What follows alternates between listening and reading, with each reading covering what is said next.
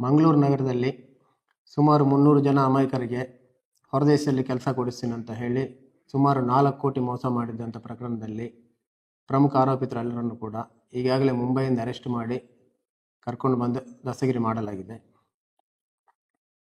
ಅವರ ಹಿನ್ನೆಲೆಯೆಲ್ಲ ನೋಡಲಾಗಿ ಈಗಾಗಲೇ ಅವರ ವಿರುದ್ಧ 2 ಪ್ರಕರಣ ದಾಖಲಾಗಿತ್ತು. ಒಂದು ನಮ್ಮ ಮಂಗಳೂರು ನಾರ್ತ್ ಪೊಲೀಸ್ ಸ್ಟೇಷನಲ್ಲಿ ದಾಖಲಾಗಿತ್ತು. ಮತ್ತೊಂದು ಪ್ರಕರಣ ನವಿ ಮುಂಬೈ ಪೊಲೀಸ್ ಸ್ಟೇಷನಲ್ಲಿ ದಾಖಲಾಗಿತ್ತು. ಈಗಾಗಲೇ ಅವರ ವಿರುದ್ಧ 2 ಪ್ರಕರಣಗಳಿರುವುದರಿಂದ ಈ ಪ್ರಕರಣದಲ್ಲಿ ಅವರ ವಿರುದ್ಧ ಕೇಕೋಕಾ ಆ್ಯಕ್ಟ್ ಇನ್ವೋಕ್ ಮಾಡಲಿಕ್ಕೆ ಸೂಚಿಸಲಾಗಿದೆ. Karnataka control of organised crime act ಅಡಿಯಲ್ಲಿ ಇವರ ವಿರುದ್ಧ ಕ್ರಮ ಕೈಗೊಳ್ಳಲಾಗಿದೆ. ಈಗಾಗಲೇ ಕೋರ್ಟ್ಗೆ ರಿಕ್ವೆಸ್ಟ್ ಕೂಡ ಕಳಿಸಲಾಗಿದೆ.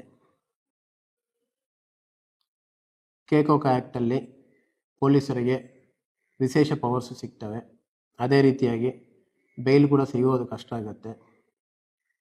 2 ಪ್ರಕರಣಗಳಲ್ಲಿ ಭಾಗಿಯಾದಂಥ ಯಾರ ವಿರುದ್ಧ ಬೇಕಾದರೂ ಈ ಕೇಕೋಕಾ ಆ್ಯಕ್ಟನ್ನು ಇನ್ವೋಕ್ ಮಾಡಲಿಕ್ಕೆ ಅವಕಾಶ ಇರುತ್ತದೆ.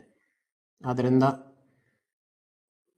2 ಪ್ರಕರಣಗಳಲ್ಲಿ ಭಾಗಿಯಾಗಿದ್ದವರೆಲ್ಲರೂ ಕೂಡ ಸ್ವಲ್ಪ ಜಾಗ್ರತೆಯಾಗಿರಬೇಕಂತ ಕೋರ್ತಾ ಇದ್ದೀವಿ. Thank you.